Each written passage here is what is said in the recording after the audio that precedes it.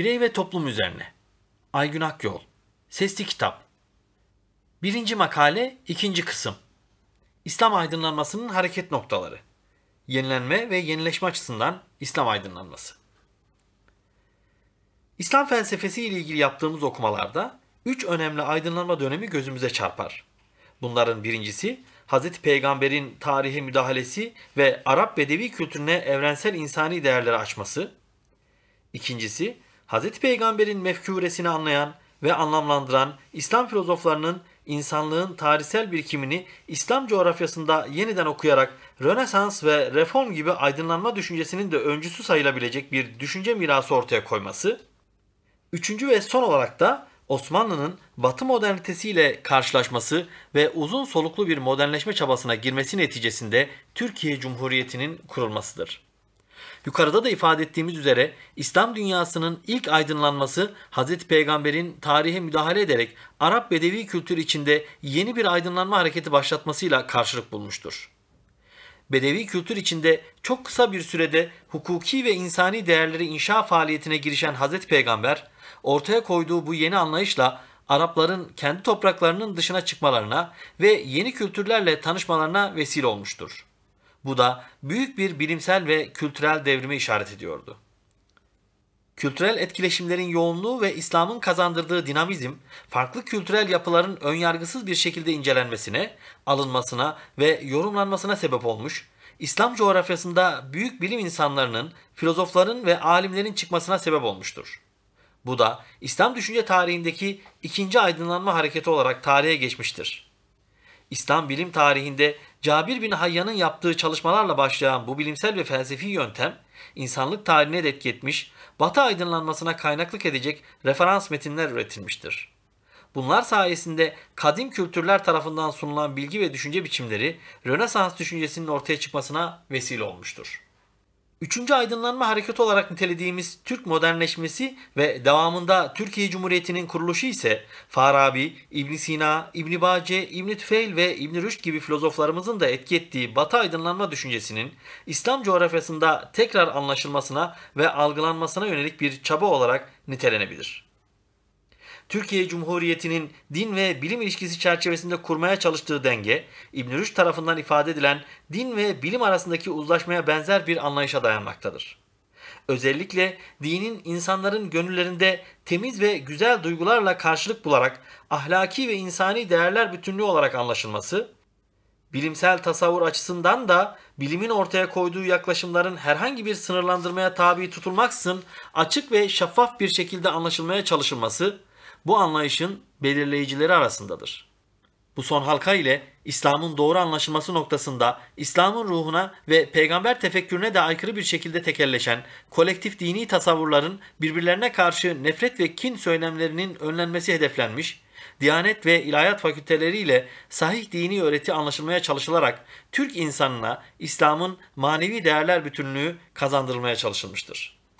Bununla hem İslam'ın aydınlık yüzü Türk dini tefekküründe ve kültüründe karşılığını bulmuş oluyor, hem de Arap Bedevi kültüründeki çatışmacı dil reddedilmiş oluyordu. Bu dindarlık tasavvurlarının çatışmacı dilinden kurtularak bireysel dindarlığın merkeze alınması, tarihsel olarak şahitlik ettiğimiz din ve devletin yapılanmasında inanç ve kanaatlerin değil, emeğin ve liyakatin esas alınmasını ilke edinen Cumhuriyet tasavvurunda karşılık buluyordu. Türkiye Cumhuriyeti modernite ile karşılaşan diğer coğrafyalardaki gibi ne radikal tasavvurlara savrulmuş ne de dinin kendisine karşı menfi bir tutuma girmiştir. Aksine dinin anlaşılması ve bireysel olarak doğru ve düzgün bir din tasavvuru oluşturulması için çaba sarf etmiştir. Günümüzde ise İslam dünyası içine düştüğü durum sebebiyle tekrar içe kapanmış ve kendi iç çatışmalarına dönmüştür.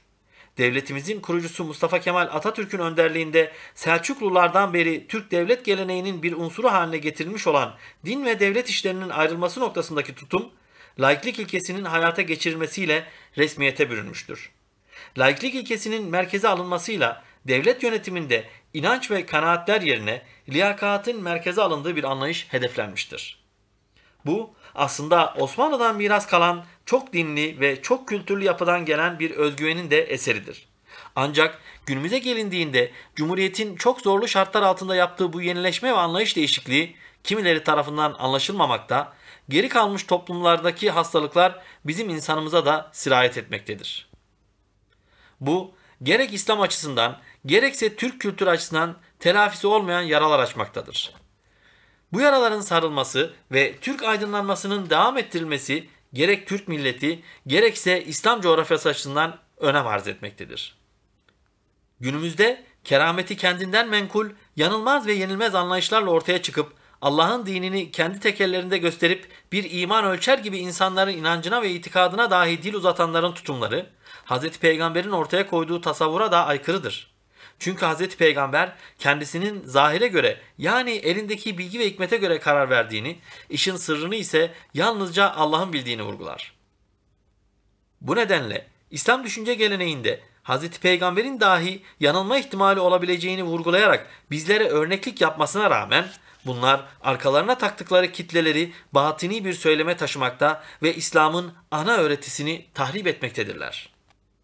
Batini söylemleri merkeze alan kitlesel güç gruplarına teslim olmak yerine bireysel olarak sağlam bir tasavvura sahip olmanın örneğini ve teorik olarak nasıl gerçekleştirileceğine dair felsefi arka planı İslam felsefe geleneğinde İbn Bace ve Tedbirül Mütevahhid eserinde buluyoruz. Bu eserde toplumsal açıdan ahlaki ve insani değerlerin çözüldüğü bir ortamda birey olarak sağlam bir kimlik ve kişilik tasavvuruna sahip olmanın imkanı müzakere edilmiştir. Kanaatimizce bugün bizlerin yeni nesle aktaracağı temel değer belli bir takım feodal yapıların şemsiyesi altına girmeleri yönünde telkinler değil, İbn Bace tarafından mütevahhid kavramında karşılığını bulan birey üzerine inşa etmektir. Özgür ve özgüvenli, nitelikli bireylerden oluşan bir toplumsal tasavvur, milli eğitim ve öğretim hayatımızın da temel gayesidir. Bunun en güzel ifadesi Atatürk'ün "Muallimler, Cumhuriyet sizden fikri hür, vicdanı hür, irfanı hür nesiller ister" sözünden geçer. Kişinin hak ve hürriyetlerinin korunduğu, birey olarak kabul edilip cinsiyet, nesep ve mezhep ayrımcılığı yapılmaksızın eşit kabul edildiği bir toplum, bugünkü sorunları anlayıp onları çözme noktasında adım atabilecek iradeye sahip olacaktır. Bu noktada Türklerin Kur'an ve Hz. Peygamber'in ahlakını merkeze aldıkları İslam'ın anlaşılma biçimini incelemekte fayda var. Türklerin İslam konusundaki hassasiyetini ve bu yorumun tutarlılığını gerek Orta Asya'da gerekse Anadolu'da İslam adına fikir ve düşünce geliştiren insanları incelediğimizde daha iyi anlıyor ve anlamlandırıyoruz. Özellikle Farabi, İbn Sina, Hoca Ahmet Yesevi, Kaşgarlı Mahmud, Yusuf Has Hacip ve Yunus Emre gibi düşünürlerimiz İslam'ın ve Türk milletinin aydınlık yüzleri olarak hala önümüzü aydınlatmaktadırlar. Bunlar dini güç devşirmenin ve çıkar elde etmenin bir unsuru olarak görmemiş, dini Allah'ın emrettiği üzere ona has kılarak anlamış ve yaşamışlardır. Bu geleneğin bir devamı olarak kurgulanmaya çalışılan Cumhuriyet İlahiyat geleneği, Türk düşünce tarihi açısından aydın din adamı yetiştiren ve ülkede fikir ve ifade hürriyetinin temel hareket noktalarına sadık bir din eğitim kurumu olarak öne çıkmıştır. Özellikle İslam dünyasında cemaat ve tarikat yapılanmaları tarafından dinin özgürlük alanlarının daraltılması, dini tartışmaların tekfir ve tekzip üzerinden anlaşılması, İslam dünyasını yormakta ve güç ve enerji kaybına sebep olmaktadır. Bu tarz bir anlayıştan ancak liyakatin merkeze alındığı bir yönetim, bilimsel bilginin desteklendiği bir eğitim ve dini tekeller oluşturan cemaat ve tarikatları değil de bireyi merkeze alan bir dini öğretinin merkeze alınmasıyla kurtulabiliriz. Eğer Kur'an'ın hala düşünüp ibret almıyor musunuz ayetinde de belirttiği üzere düşünüp ibret almaz ve yanlışta ısrar edersek yaşadığımız sıkıntılar yaşayacağımız sıkıntıların sadece habercisi olabilir. Ülkemizde yaşanan tecrübeler bizlere göstermiştir ki bizlerin din istismarından uzak durmamız, işimizi yaparken işimizin gerektirdiği temel ilkelere sadık kalmamız, hayatı yorumlarken bunlara uygun bir tavır ve tutum geliştirmemiz gerekmektedir. Eğer bunu sağlayamazsak kendimizi de çatışmacı söylemin içinde bulup her grubun kendi gerçekliğini başkasına dayattığı bir şiddet ortamına savrulabiliriz. Bu aydınlanma hareketinin devamlılığı ve sürekliliği, ilahiyat fakültelerinde fikir ve ifade özgürlüğünün sağlanarak her tür fikir ve düşüncenin ifade edildiği, hakaret, tahkir ve tezifin olmadığı sağlıklı düşünce ortamlarının geliştirilmesiyle mümkün olacaktır. Ancak son dönemlerde Türk aydınlanmasının kalelerinden olan ilahiyat fakülteleri üzerinde yıpratma girişimleri dikkat çekmekte, Türk İslam düşüncesinin teşekkül ve temessülünde önemli roller üstlenen bu yapılar etkisiz hale getirilmeye çalışılmaktadır. Bu yıpratma faaliyetlerinin başarılı olacağı varsayımı yanlış bir anlayışa dayanır.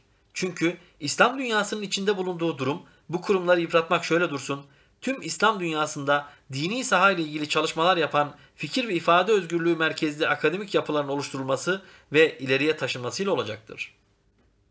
Sonuç: İslam, Hz. Peygamber vasıtasıyla insanlığa tebliğ edildiği andan itibaren ulaştığı her yere yeni bir anlam ve yeni bir bakış açısı sunmuştur. Bu, ilk olarak Hz. Peygamber'in yaşadığı dönemde bulunduğu toplumu hukuki ve ahlaki ilkelere uygun bir anlayışa getirmesiyle olmuştur. Hz. Peygamber'in vefatı sonrası Allah akletmeyenleri pislik içinde bırakır ayeti ve Hz. Peygamber'den rivayet edilen ilim Çin'de de olsa alınız hadisi, Müslümanlarda bilgi ve bilim tasavvuru açısından hareket noktası olmuş, İslam'ın diğer kültürlerle karşılaşması sonrası kısa bir süre içinde yeni bir bilgi ve bilim tasavvuru oluşmuş, bu da İslam felsefesinin teşekkür etmesiyle ikinci aydınlanmayı başlatmıştır. Sonraki süreçte İslam filozoflarının ortaya koyduğu tasavvurlar, kelami bakış açısının egemen olmasıyla akademik bakış açısından uzaklaştırılmış ve itikadi noktaya çekilerek İslam düşüncesinin çıkardığı aydınlar tekfir ithamı ile karşı karşıya gelmişlerdir. Bu itham tikel olarak bir anlam ifade etmese de toplumsal ve siyasi tasavvurda bilim ve felsefeye karşı oluşturulan menfi bir tutuma dönüşmüş, İslam düşünce geleneğinde felsefe ve bilime karşı yaklaşımlar ötekileştirici söylemlere dönüşmüştür.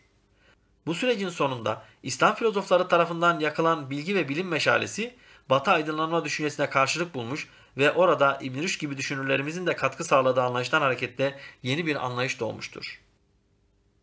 İslam dünyasında Batı'da gelişen bu fikri, siyasi ve iktisadi değişimle ilk yüzleşen Osmanlı Devleti oldu ve bu Türk modernleşmesinde karşılığını buldu. Bu sürecin sonunda İslam düşünce geleneğinin 3. aydınlanma hareketi olarak nitelediğimiz Türkiye Cumhuriyeti kuruldu. Bu, din ve dünya arasındaki dengenin sağlıklı temeller üzerine kurulması noktasında bireysel anlamda sahih dini öğretiye dayalı olarak bireyin aydınlanmasıyla kazanılabileceği anlayışından hareket ediyor, kamusal alanda ise cinsiyet, nesep ve mezhep gibi aidiyetler yerine liyakati merkeze alan bir tasavvur işaret ediyordu. Bugün gelinen noktada insanlığın yaşadığı tecrübeleri ve yanı başımızda Müslümanların yoğun olarak yaşadığı bölgelerdeki olup bitenleri incelediğimizde bizim bu aydınlanma hareketini devam ettirmemizin hem İslam'ın hem de Türk milletinin milli ve manevi değerlerini anlamlandırma ve medeniyet tasavvuruna katkıda bulunabilmesinde ne kadar önemli olduğunu tekrar anlıyoruz. Birinci makalenin sonu.